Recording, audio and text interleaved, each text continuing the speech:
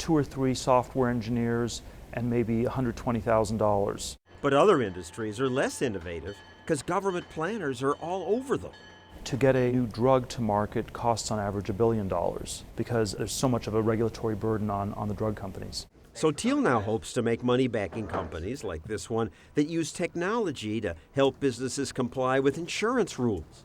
You run the business, they read the rules. It really did take us to read, I would say, tens of thousands of pages of material.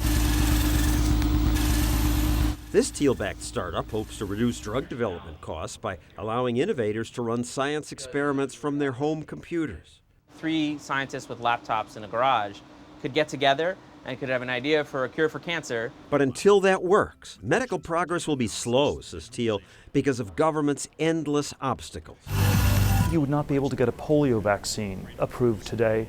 Polio killed and paralyzed millions. Polio epidemics, which once swept through whole communities. When I was born, some people were afraid to go to public swimming pools for fear of catching polio. Dr. Jonas Salk, he developed the first vaccine to... But the first batch of his vaccines gave polio to 40,000 people. If that would happen today, the whole thing would be shut down for 20 years. Because today's regulators sure don't want to approve a drug that hurts someone. The agency has pulled the plug on the popular drug Avastin. While all of us can see the person who dies if a drug is dangerous, the regulators never get blamed for lives lost that could have been saved had the drug been approved earlier. It's always hard to see because we don't see the future that hasn't happened. We should be thankful that there was less central planning when Salk tried his vaccine and that charities spontaneously backed him. A healthier American youth has been the reward of a people's generosity. That wouldn't happen today, says Thiel.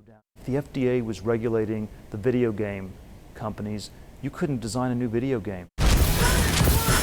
The government might demand double-blind studies proving games aren't harmful. If the FDA ever got its hands on video games, we would have none left. Today, Google and Amazon want to test a new idea, delivery drones.